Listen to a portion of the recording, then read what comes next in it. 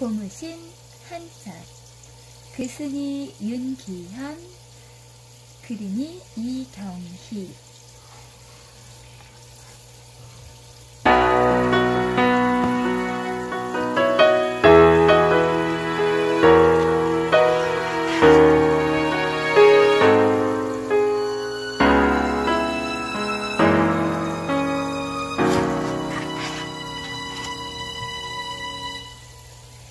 개구쟁이 용우 눈에는 가을 하늘이 참 곱습니다.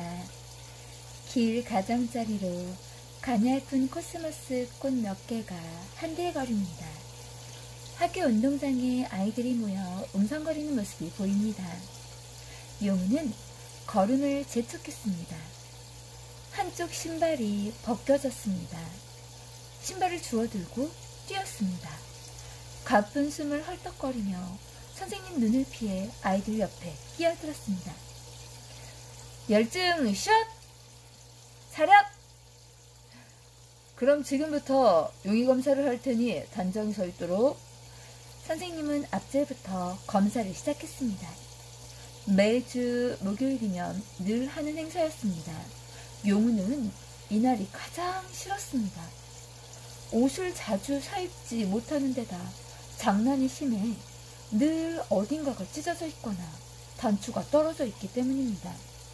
정수, 너 세수 안 했지? 아닙니다. 했습니다. 정말? 네. 셋째 줄에 서 있는 정수였습니다. 얼굴이 검고 어둑눈이라 늘 세수를 안 한 것 같은 아이입니다. 마침내 선생님이 용우 앞까지 왔습니다. 선생님은 용우를 보더니 눈살을 찌푸렸습니다. 이게 뭐냐? 벗어봐. 선생님은 용우의 다 떨어진 오른쪽 신발을 집어들었습니다. 이것도 신이냐? 선생님 목소리가 어찌나 컸던지 아이들이 모두 돌아보았습니다. 용우는 얼굴이 빨개져 발가락만 꼼지락 거릴 뿐 말이 없었습니다. 한짝은 말짱한데 한짝이 이런 걸 보니 장난치다 잃어버렸지? 선생님은 떨어진 고무신으로 용우의 머리를 토닥거렸습니다. 아이들이 와하하하 웃었습니다. 선생님은 산골 학교로 발령이 난 게 영 못마땅했습니다. 도시가 좋은데 재수없어 산골 학교로 왔다고 곧잘 푸념을 했습니다. 아이들에게 농사일 거들라고 툭하면 결석을 시키질 않나. 1년 가야 얼굴 한번 보여주기를 하나. 교육에 무관심한 학부모들. 아이들은 장난이 심하고 손발이 거칠고 옷차림은 지저분하고 그리고 웬 욕은 그렇게 하는지 못마땅한 게 한두 가지가 아니었습니다. 선생님은 용우에게 톡톡히 벌을 내려야겠다고 마음먹었습니다. 꿇어앉아. 용우는 땅바닥에 꿇어앉았습니다. 아이들이 킬킬 거리며 웃었습니다. 니들 죽어? 용우는 선생님이 보지 않는 틈을 타서 킬킬거리는 아이들에게 주먹을 흔들어 보였습니다. 그럴수록 아이들은 날른 혀를 내밀며 약을 올렸습니다. 운동장에는 용우 혼자 꿇어앉아 있었습니다. 교실로 들어간 아이들이 창문을 열고 고개를 내밀고 놀려댔습니다. 공부 시작종이 울리자 창문이 닫히더니 곧 조용해졌습니다. 용우는 무릎이 아파 자세를 편하게 고쳐 앉았습니다. 손바닥으로 몇 번 땅을 쓸다 돌멩이를 주워들고 그림을 그렸습니다. 첩첩 산비탈 오막살이 몇 채가 모여 사는 동네가 있습니다. 학교까지 좁다란 심장로가 고불고불 10리쯤 뻗어 있습니다. 봄이면 산나물, 여름이면 버섯, 가을이면 약초를 캐서 살아가는 밤골이라는 가난한 동네입니다. 지난주 토요일이었습니다. 밤골 아이들이 책가방을 메거나 끼고 십리길을 걸어 동급 앞까지 오니 해가 벌써 서쪽으로 기울기 시작했습니다. 야! 점심 먹고 고기 잡으러 가자. 용우 말에 아이들 모두 좋다고 했습니다. 그럼 점심 먹고 가재골 방중 밑으로 모이는 거다. 일하러 가는 놈은 배신자다. 알았지? 용우는 찬물에 밥을 말아 열무김치를 걸쳐 후다닥 비우고 가재골 방중 밑으로 뛰었습니다. 희균이는 신이 나는지 신발을 벗어 헌 양동이를 두들기며 노래를 불렀습니다.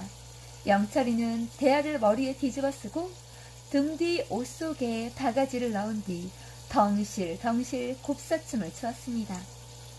아직 타작을 못한 벽가리들이 듬성듬성 쌓여있을 뿐 허수아비가 헌 나일론 끈과 함께 흔들거리며 추임새를 넣었습니다. 방죽 아래로 논의물을 끌어들이기 위해 파놓은 봇도랑이 있습니다. 아이들은 봇도랑을 타고 내려갔습니다. 작은 솜사리들이 도랑물 속에서 왔다 갔다 합니다. 여기가 좋겠다. 용우는 어디서나 대장이었습니다. 야! 너희들 훅 가져와? 용우 말의 남자아이들은 떼짱을 벗기고 여자아이들은 날랐습니다. 용우는 바지를 허벅지까지 걷어올리고 도랑에 들어가 흙을 받아 차곡차곡 둑을 만들었습니다. 용우 이마에 땀이 났습니다. 둑이 막히자 아이들은 물을 퍼내기 시작했습니다. 욕심이 많은 희균이와 갑식이는 양동이로 물을 푸느라 곱절로 힘을 씁니다. 영철이와 정영이도 질세라 세숫대야를 부지런히 돌립니다. 종순이도 신을 벗어들고 물을 푸기 시작했습니다. 물이 얼굴에 튀기도 하고 옷을 적시기도 했습니다. 물이 바닥을 보이자 붕어들이 흰 배때기를 뒤집고 아가미를 확확 벌리며 숨을 핥아거립니다. 이야, 이놈 봐라. 한 뼘이나 된다. 제3이가 커다란 붕어를 두 손으로 움켜잡고 들어보였습니다. 아이들은 붕어, 메기, 피라미, 모래무지, 미꾸라지, 장어 등 뻘을 잔뜩 뒤집어 쓴 고기들을 잡아 그릇에 담았습니다.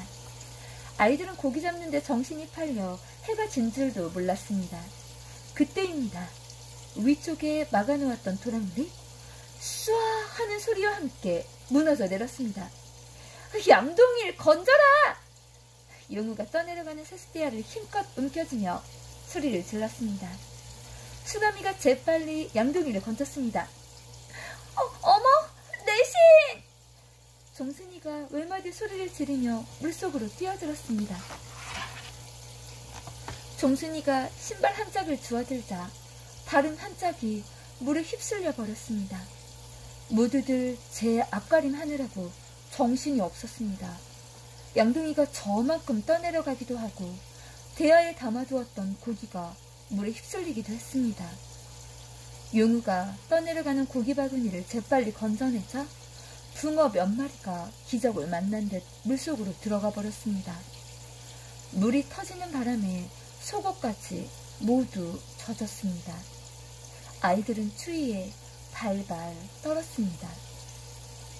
종순이는 신발 한 짝을 들고 홀짝홀짝 눈물을 흘렸습니다. 몇몇 아이들이 종순이 신발을 찾으려고 물속 여기저기를 더듬어 보았지만 신발은 나오지 않았습니다.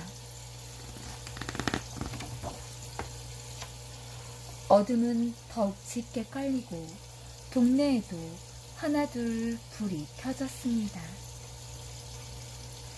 아, 추워. 내일 날 밝으면 자꾸 빨리 가자. 아이들은 종순이 눈치를 살폈습니다. 종순이는 눈앞이 캄캄했습니다. 재작년 새어머니가 오신 뒤론 언니들까지 얼마나 쌀쌀해졌는지 모릅니다. 신 한 켤레를 사려면 나무를 2짐이나 해다 팔아야 하는데. 바람이 불 때마다 젖은 옷이 찰싹찰싹 몸에 달라붙어 오들오들 떨며 아이들은 한 발 한 발 동네 어귀까지 왔습니다. 아이들은 바람을 막아주는 담벼락에부터 고기를 나누었습니다. 이것은 종순이 몫이야? 용우는 종순이에게 크고 좋은 놈을 골라 특별히 많이 주었습니다. 누구 하나 불만이 없었습니다. 아이들은 여전히 종순이 눈치를 보며 집으로 발길을 돌렸습니다. 헌 비닐봉지에 고기를 싸가기도 하고 그릇이 없는 아이들은 김치에 깨어가거나 고무신 두 짝에 담아가기도 했습니다.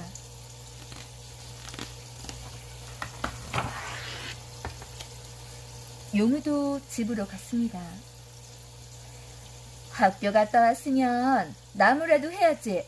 그놈의 고기, 밥을 주냐 옷을 주냐? 어머니는 용우를 보자마자 꾸짖었습니다.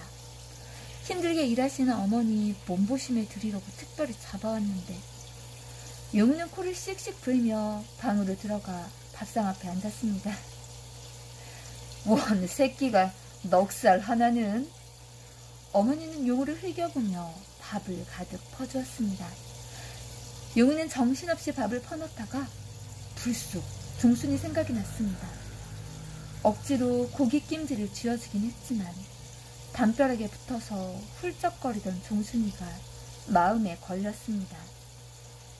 용우는 밥을 대충 먹고 종순이네 살인문에 가서 귀를 기울였습니다.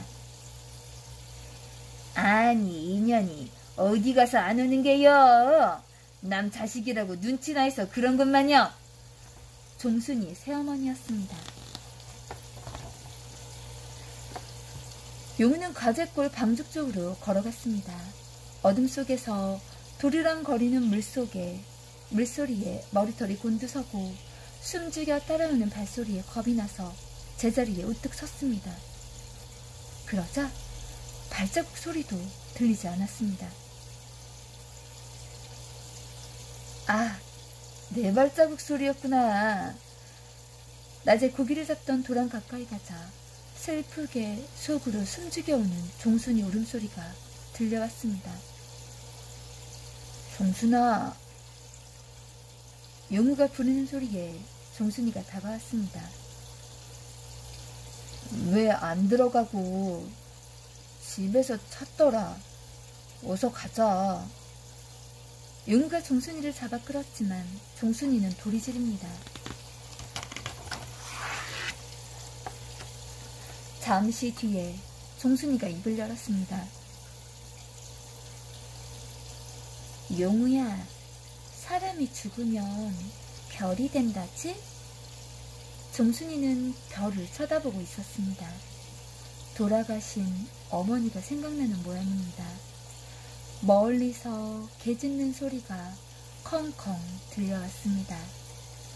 종순아! 언니들이 종순이를 찾는 소리였습니다. 종순이는 논둑 밑으로 숨었습니다. 그리고 눈물이 가득 찬 눈으로 별만 쳐다봅니다. 신 찾으러 갈래? 용우가 묻자 종순이가 고개를 끄덕거리며 용우를 쳐다보았습니다. 그 순간 종순이의 눈은 눈물에 젖은 슬픈 별이었습니다. 구름 낀 하늘에 숨어다니다가 얼굴을 들켜버린 별. 용우는 얼른 얼굴을 돌렸습니다. 산사람 신은 안 떠내려 간다더라. 어디 한번 찾아볼게. 용우는 바지를 걷어붙이고 도랭으로 들어갔습니다. 캄캄한 밤일수록 물은 정말 하얗게 보입니다. 종순이는 도랑가에서 물끄러미 내려다 보았습니다. 용우는 물속을 열심히 헤집었습니다. 휘휘 젓기도 하고 발로 더듬어 보기도 했습니다. 종순아! 종순이를 부르는 소리가 가까워졌습니다. 종순이는 뒷가에 웅크리고 숨어버립니다. 야! 여기 신이 있다! 봐! 있지? 용우가 까만 고무신 한 짝을 들어 보였습니다. 정말? 그래!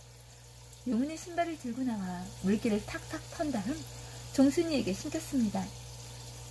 이건 내 신발이 아닌 것 같은데 너무 커.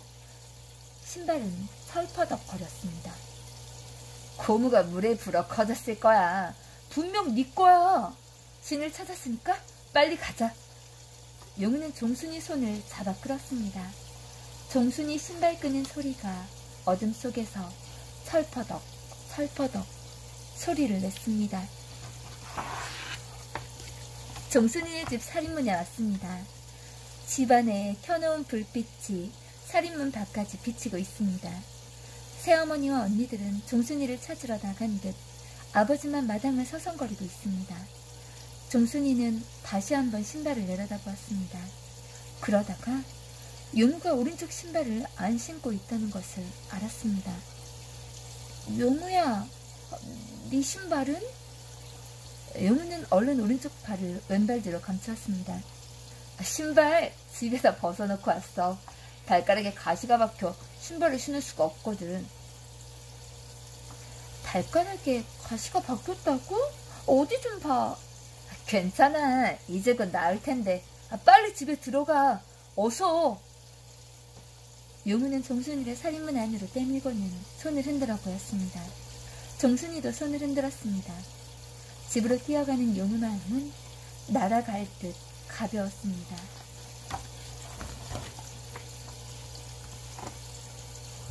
이 자식 봐라. 여기가 네 집 안방이냐? 빨리 무릎 꿇지 못해? 용우는 그림에 정신이 팔려 수업이 끝난 줄도 선생님이 온 줄도 몰랐습니다. 용우는 얼른 그림을 지으며 선생님을 보고 배시시 웃었습니다. 쉬는 시간이라 2교실 저교실에서 쏟아져 나온 아이들이 둘러쌌습니다. 왜 그러고 있니? 반이 다른 종순이가 자초지종을 몰라 물었습니다. 말썽꾸러기라서. 용우는 아무 일 아니라는 듯 싱긋 웃었습니다. 이 녀석 벌을 서면서도 뻔뻔스럽기는. 빨리 일어나 교실로 들어가. 고맙습니다. 선생님은 꿀꺽 절을 하는 용우에게 군밤을 한 대 먹였습니다. 둘러서 있던 아이들이 와 웃음을 터뜨렸습니다. 아이들 웃음소리가 청자빛 하늘에 떼구르르르르 굴렀습니다.